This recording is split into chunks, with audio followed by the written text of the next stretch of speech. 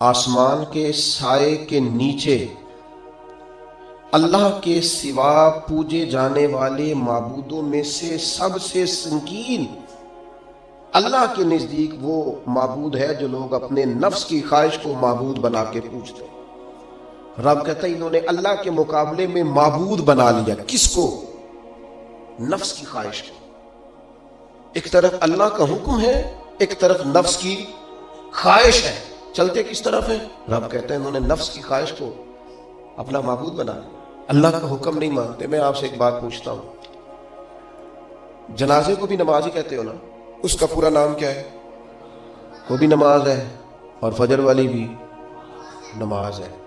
کتنا دوڑ رہا ہے بندہ، محلے کا ایک علاقے کا ایک بااثر آدمی انتقال کر گیا ہے، دوڑ رہا ہے، چھٹی لی ہے، بھاگا ہے، جلدی سے وضو کیا، جنازہ پڑھنا ہے، لمبا چوڑا رش ہو گیا، صفیں گنی نہیں جا رہی، سار گنے نہیں جا رہے۔ یہ کس لیے آئے؟ کہتے ہیں نماز پڑھنے ہیں جنازے کی۔ اگر تو آئے ہو نماز پڑھنے تو فجر بھی نماز ہی ہے، ظہر بھی نماز ہے، عصر بھی نماز ہے، مغرب عشاء بھی۔ اگر تو نماز پڑھنے آئے ہو تو بتاؤ یہ والی چھٹی تم نے 5 نمازوں میں کیوں نہیں دی؟ اگر تو آئے ہو نماز پڑھنے تو پھر بتلاؤ یہ والا اہتمام فجر میں کیوں نہیں ہوا؟ یہ تم نماز پڑھنے نہیں آئے، یہ ہم اللہ کے حضور حاضری دینے نہیں آئے۔ یہ وہ جو سیاسی رکھ رکھاؤ ہے، یہ جو ذاتی یہ نفس کی عبادت ہے، یہ اللہ کی عبادت نہیں ہے، یہ خواہش نفس کی تکمیل ہے۔ یہ رب کی عبادت ہے، یہ تو اپنے خواہش کے پیچھے دوڑے آئے ہو۔ مجھے بتلاؤ نا۔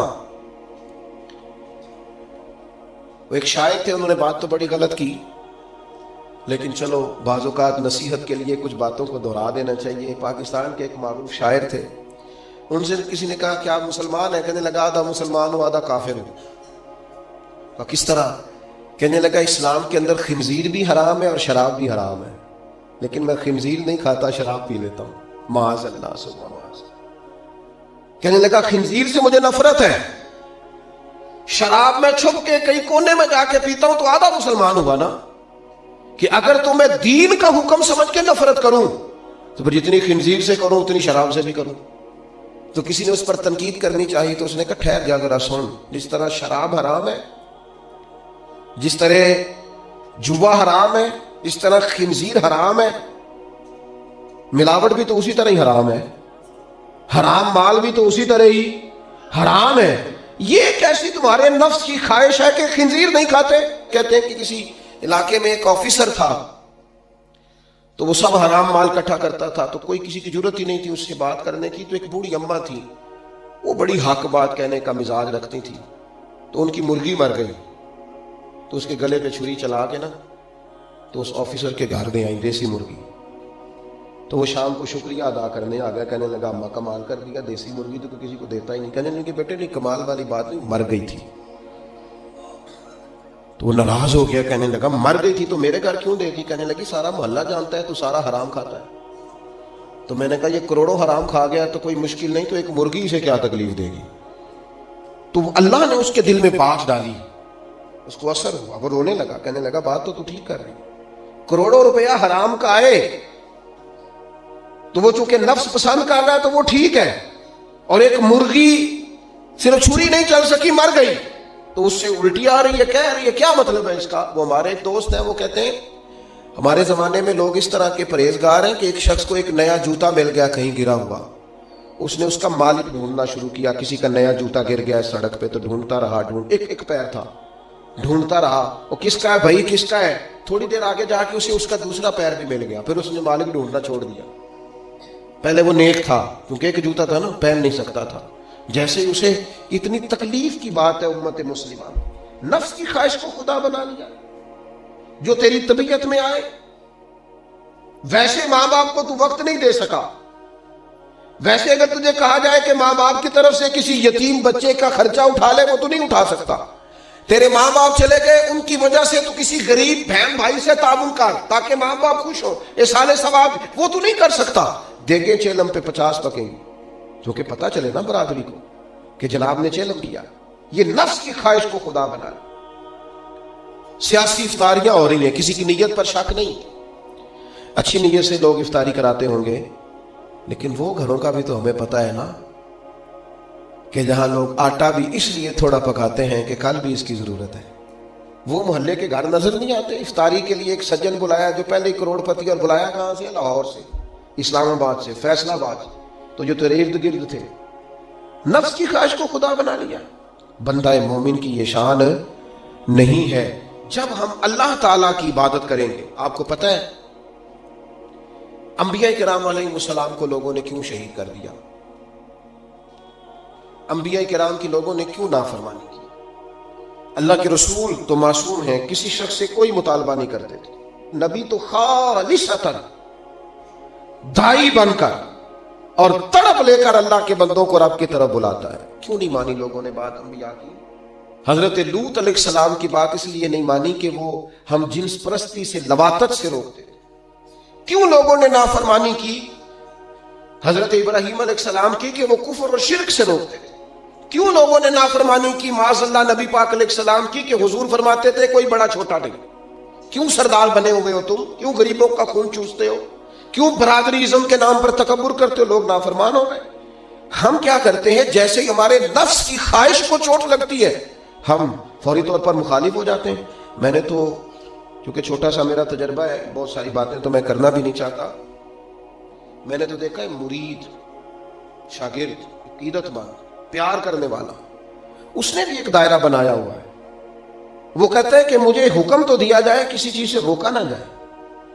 اگر کسی جگہ سے آپ نے کسی کو مرشد ہی مان لیا ہے تو پھر تو وہ آپ کو ایسا حکم بھی دے جو بالکل طبیعت کے خلاف ہے تو آپ یہ سمجھیں دوائی کڑوی ہے، اس میں شفا جلدی ہوگی، لیکن اس بات کے لیے تیار نہیں ہے. وہ ایک مزاج ہے، ایک مرضی کی طبیعت ہے، اس کے مطابق. آپ دیکھیے نا،